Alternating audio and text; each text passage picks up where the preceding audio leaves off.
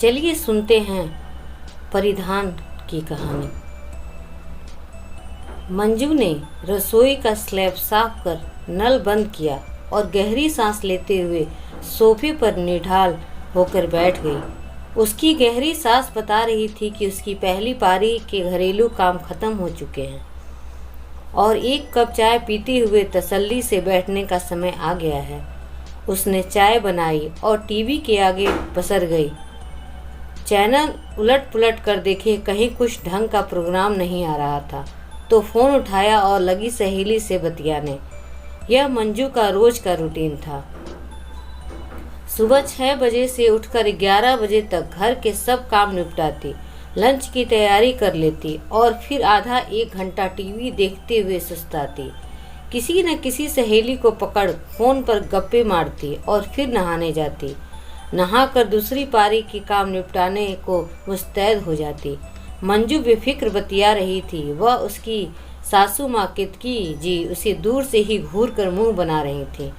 जब उनसे रहा न गया तो बोल ही उठी, बेटा बातें बाद में कर लेना, जरा उठकर नहा धो लो।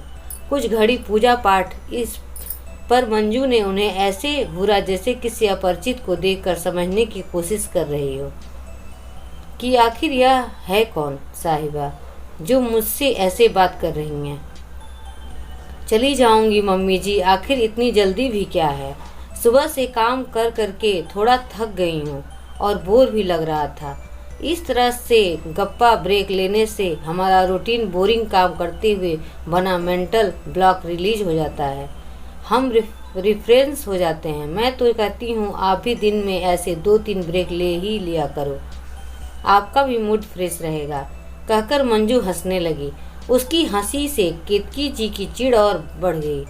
बस मेरे पास ऐसे ब्रेक लेने का फालतू समय नहीं है और ना ही मुझे घर के काम बोरिंग लगते हैं। तुम ही लो अपना गप ब्रेक, चिढ़े स्वर से कहकर केतकी जी बुरा सा मुंह बनाकर चली गईं। कुछ दिनों से ऐसे ही चल रहा था। केतकी जी बात बात पर मंजू को टोकने लगी थी। उसके लिए केतकी जी के चेहरे के भाव बदलने लगे थे। मंजू भी हैरान थी कि अचानक मम्मी जी को हो क्या गया है। पहले तो उन्होंने कभी ऐसा व्यवहार नहीं किया। 8 साल हो गए मंजू को इस घर की बहू बनकर आए। सबसे ज़्यादा उसे केतकी जी का ही सपोर्ट मिला। अनुज से लव मैरिज हुई थी उसकी। मंजू के घर वाले इस शादी के विरुद्ध थे, पर अनुज के घर वालों ने उसे बड़े प्यार से अपनाया। मंजू उसी कंस्ट्रक्शन कंपनी में आर्किटेक्ट थी जहां अनुज सिविल इंजीनियर था। वहीं दोनों की मुलाकात हुई जो धीरे धीरे प्यार में बदल गई। आज दोनों अपने 2 प्यारे बच्चों के साथ खुशहाल शादीशुदा जिंदगी गुजार रहे थे। मंजू एक कैरियर ओरिएंटेड लड़की थी। शादी से पहले उसने कभी रसोई का रुख भी नहीं किया था। घर गृहस्थी को संभालने की बात तो दूर, उसे चाय तक बनाना नहीं आता था। लेकिन केतकी जी की ममता भरी छत्र छाया में व अनुज के प्यार भरे संयोग से उसने धीरे धीरे सब सीख लिया था। बच्चों के होने के बाद उसने जॉब भी छोड़ दी। घर में मेड थी, काफ़ी कुछ काम वही कर जाती थी। इसके अलावा बच्चों को पढ़ाना, उन्हें एक्टिविटी क्लासेस ले जाना, बाजार से ज़रूरी सामान लाना, ये सब काम मंजू संभाल रही थी। केतकी जी भी कुछ न कुछ काम करती रहती, पर उनकी भूमिका हेल्पर की ही रहती। इस तरह से सब कुछ बढ़िया चल रहा था। किसी को किसी से कोई शिकायत नहीं थी। पर कुछ दिनों से केतकी जी का व्यवहार बदल गया था। उन्हें मंजू में मीन मेख नजर आने लगे थे। कुछ दिनों से नहीं, बल्कि ठीक उसी दिन से जब वह अपनी बड़ी बहन कामनी के घर से अपने भांजे की शादी अटेंड करके वापस लौटी थी। कामनी जी की बड़ी बहू लता से वे बेहद प्रभावित हुई थी। हर समय मम्मी जी कहकर सास की सेवा में खड़ी रहने वाली लता, सुबह जल्दी उठकर नहाकर पूजा पाठ करने वाली, पाक कला में निपुण लता और सोने से पहले सास के पैरों में तेल लगाने वाली लता। केतकी जी आश्चर्यचकित रह गईं कि आज के दौर में भी ऐसी बहुएं होती हैं। पहली बार केतकी जी को मंजू में असंख्य कमियां नजर आने लगी। उन्हें एहसास होने लगा कि बहू के चुनाव में उनसे गलती हो गई है, क्योंकि उन्होंने अपने बेटे की बात झट से मान ली। वरना खोजने पर शायद लता जैसी बहू मिल ही जाती। कैसी गुणी है सास के कपड़े अपने हाथों से प्रेस करना, पैर दबाना, तेल लगाना। केतकी जी का मन अपनी ही बहन के लिए ईर्ष्या से भर उठा। लता से मिलते ही केतकी जी को अपने जीवन में बड़ी भारी कमी का एहसास होने लगा, और वही एहसास जब जब मंजू के सामने छलकने लग गया था। दोपहर में मंजू हाल में बच्चों को पढ़ा रही थी कि तभी केतकी जी ने उसे खबर दी, मंजू आज रीमा घर पर आ रही है, साथ में उसके सास ससुर भी आ रहे हैं। वे तो आज ही चले जाएंगे पर रीमा कुछ दिन रहेगी। वाह, बुआ आ रही हैं, फिर तो बड़ा मजा आएगा, खूब मस्ती करेंगे। बच्चे अपनी इकलौती बुआ के आगमन की बात सुनकर खिल उठे। बुआ से उनकी बहुत पट्टी जो थी और कोई न कोई गिफ्ट भी जरूर मिलती थी। सूचना देकर केतकी जी जाने लगी, तभी उनकी नज़र मंजू के कपड़ों पर पड़ी। मंजू सफ़ेद टॉप और ब्लू जीन्स में बैठी थी, बालों को ऊपर से लपेट कर क्लिप लगाकर हुआ था। बहुओं वाला कोई बनाव श्रृंगार नहीं था।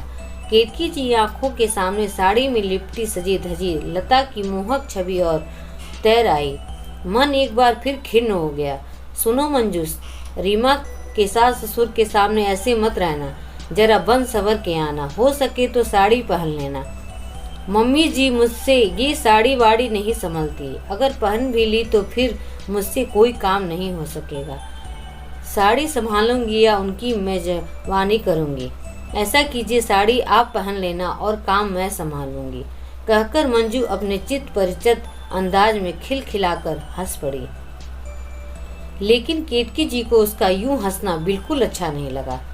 मंजू का ऐसा ही स्वभाव था, बात बात पर हंसना खिलखिलाना, जो दिल में है झट से कह देना। अभी तक केतकी जी को मंजू की यह बात बहुत पसंद थी, पर आज उसे यह जुबान लड़ाना लग रही थी। रीमा अपने सास ससुर के साथ आ गई थी। मंजू ने सबकी गरम गरम नाश्ते के साथ खूब हंस बोलकर आओ भगत की। सब कुछ अच्छा चल रहा था, पर केतकी जी कुछ बुझीसील थी, जिससे रीमा ने भी महसूस किया था। जिस तरह से केतकी जी मंजू को देख रही थी, रीमा ने भाप लिया कि जरूर भाभी और माँ में कुछ शीत युद्ध चल रहा है। हालांकि वो आश्चर्यचकित थी, क्योंकि पिछले 8 सालों में ऐसा कभी नहीं हुआ था।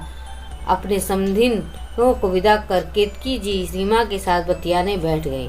और सुनाओ, क्या हालचाल है तेरे? हमारे दामाद जी का क्या हाल है? सब बढ़िया चल रहा है मम्मा, आप सुनाइए। आप मौसी के यहाँ शादी में गई थी, कैसी रही शादी? कैसी है उनकी नई बहू? रीमा ने जैसे केतकी जी दुखती रग पर हाथ रख दिया। रीमा अपनी माँ के बहुत करीब थी, इसीलिए केतकी ने अपने दिल का गुबार बेटी के सामने निकाल दिया। माँ का हताश भरा यह रूप देखकर रीमा अवाक रह गई। उसे समझ ही नहीं आया कि क्या कहें। अच्छा चलो छोड़ो मम्मा, मुझे अपने हाथ की 1 कप गरम गरम अदरक वाली चाय पिलाओ ना। कहकर रीमा ने बातों की धार बदली। हाँ हाँ क्यों नहीं, अभी बना कर लाए। केतकी जी खुशी खुशी चाय बनाने चली गईं। वहीं दूसरी ओर रीमा सोच में पड़ गई कि यह बैठे बिठाए माँ को क्या हो गया। केतकी जी चाय बनाकर लाई तो रीमा अपने बैग से कुछ निकाल रही थी। मम्मा, पिछले महीने बेंगलोर गई थी ना, तुम्हारे लिए कुछ लेकर आई हूँ। देखो, लेने से मना मत करना, वरना मुझे बहुत दुख होगा। रीमा ने झूठा गुस्सा दिखाते हुए कहा। अरे क्यों मना करूँगी भला, वैसे भी तू मेरे टेस्ट को अच्छे से जानती है। तेरी लाई हुई सभी चीज़ें मुझे बहुत पसंद आती है। रीमा ने खुश होते हुए बैग से एक सुंदर सा अनारकली सूट निकालकर केतकी जी की ओर बढ़ा दिया। सूट देखकर केतकी जी अचरज में पड़ गए, पर रीमा की भावनाओं का ख्याल रखते हुए थोड़ा संयत हुई। रीमा, क्या ये अनारकली तू मेरे लिए लाई है? लेकिन तुझे तो पता है ना, मैं ये सब नहीं पहनती, बस साड़ी ही पहनती हूँ। मैं जानती हूँ मम्मा तुम नहीं पहनती, पर जब मैंने इसे देखा तो बस तुम्हारी ही याद आई। मेरे दिल ने कहा तुम इसमें कितनी खूबसूरत और यंग लगोगी। पर रीमा, परवर कुछ नहीं मम्मा, क्या तुम मेरे लिए, मेरी खुशी के लिए इतना भी नहीं कर सकती? ये अनारकली तो तुम्हें पहनना ही पड़ेगा। रीमा केतकी जी के गले में बाहें डालते हुए एक बच्चे की तरह जिद करने लगी। मम्मा, क्या तुम्हें यह पसंद नहीं? रीमा का स्वर रुआंसा हो चला। पसंद तो है, बहुत सुंदर सूट है। ऐसा कर तू इसे अपनी भाभी को दे दे, उस पर यह खूब सूट करेगा। नहीं मम्मा, मंजू भाभी के लिए नहीं, यह मैंने बड़े चाव से आपके लिए ही खरीदा है और मेरी यह जिद है कि आप ही इसे पहनेंगे। चलिए अब जल्दी से इसे पहनकर दिखाइए। केतकी जी की तो जैसे जान ही सकेत में आ गई। उनकी समझ में नहीं आ रहा था कि आखिर रीमा ऐसी जिद क्यों कर रही है। उसने आज तक कभी सूट नहीं पहना, वो भी इतनी फैशनेबल स्टाइल का सूट तो वे पहन ही नहीं सकती। लेकिन इसे कैसे समझाए, ये तो जैसे बाल हट लेकर बैठ गई है।